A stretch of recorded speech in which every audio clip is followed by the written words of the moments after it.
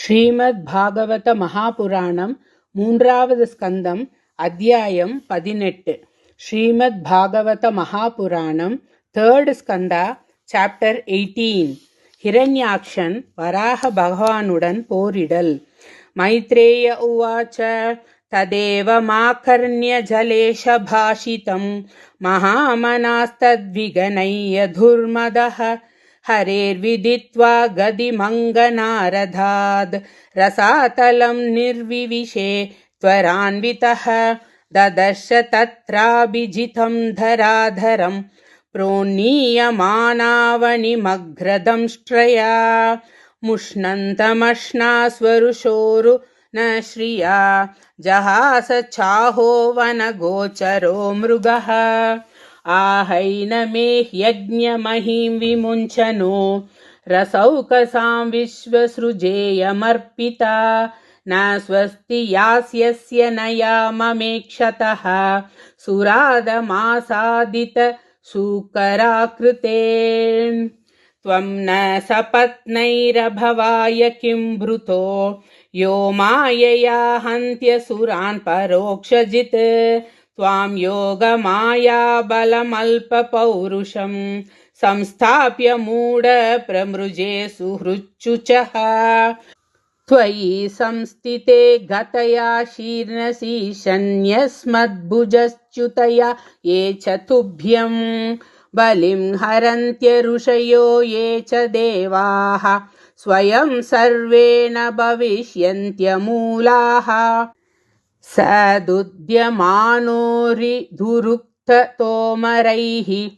दंष्ट्राग्रगां गामुपलक्ष्य भीतां तोधं मृषन् निरगाधम्बुमध्याद् ग्राहाहत सकरेणुर्यते बः तं निःसरन्तं सलिलाधनुधृतो हिरण्यकेशोद्विरधं यथा जशः करालदंश्रोशनिनिस्वनोऽब्रवीद्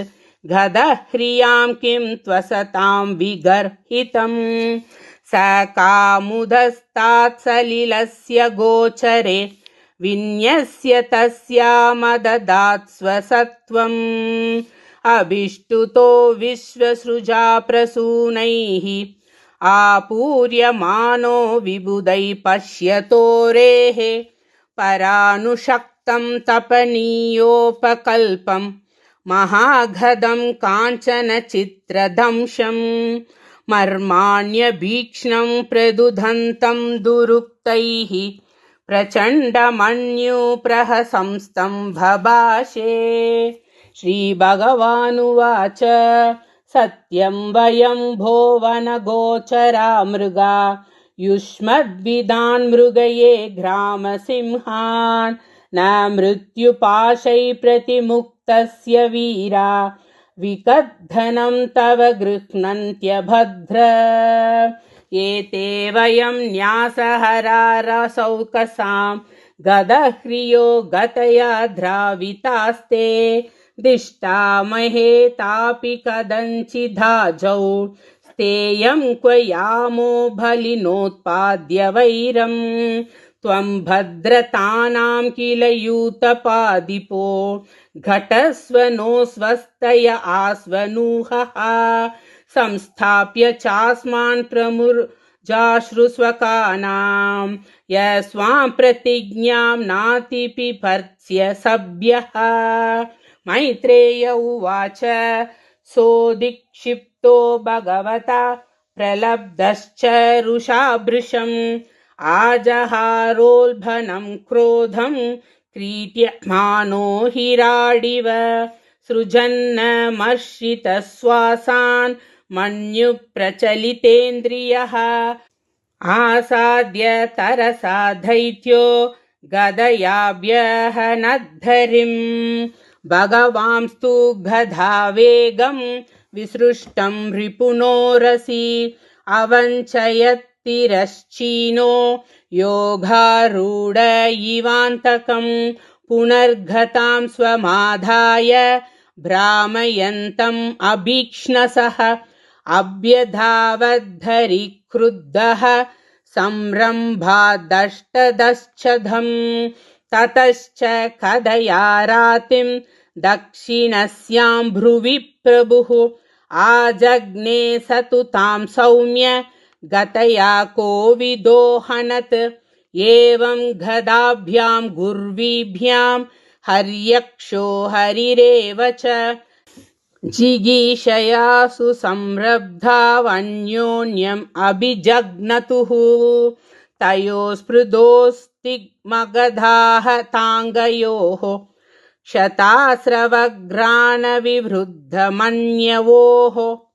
विचित्रमार्गांश्चरतोर्जिगीषया व्यभादिलायामिव शूष्मिनोर्मृदः दैत्यस्य यज्ञावयवस्य माया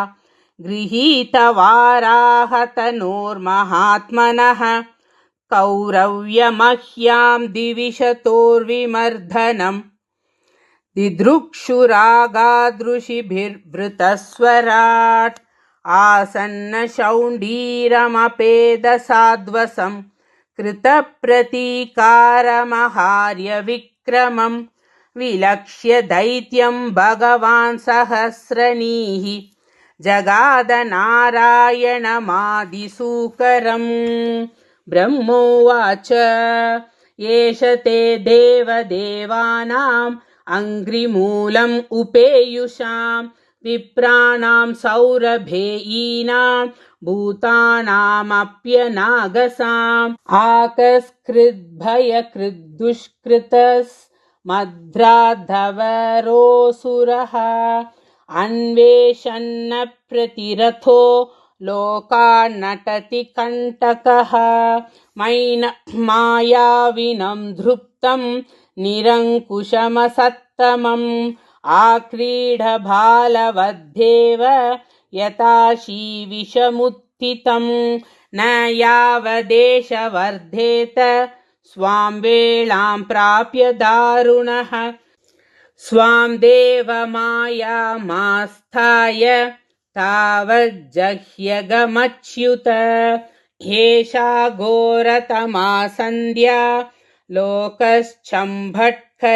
प्रभो उपसर्पति सर्वात्मन् सुराणां जयमावह अधुनैषोऽभिजिन्नाम योगो मौहूतिको ह्यगात् शिवाय नस्त्वं सुहृताम् आशु निस्तरदुस्तरम् दिष्ट्या त्वां विहितं मृत्युम् अयमासाधित स्वयं विक्रम्यैनं हृदे हत्वा लोकानादेहि शर्मणि. ஸ்ரீமத் பாகவத மகாபுராணம் 3வது ஸ்கந்தத்தில் 18வது அத்தியாயம் சம்பூர்ணம். கோபிகா ஜீவனஸ்மரணம் கோவிந்த கோவிந்த நாராயண அகில குரு பகவன் நமஸ்தே.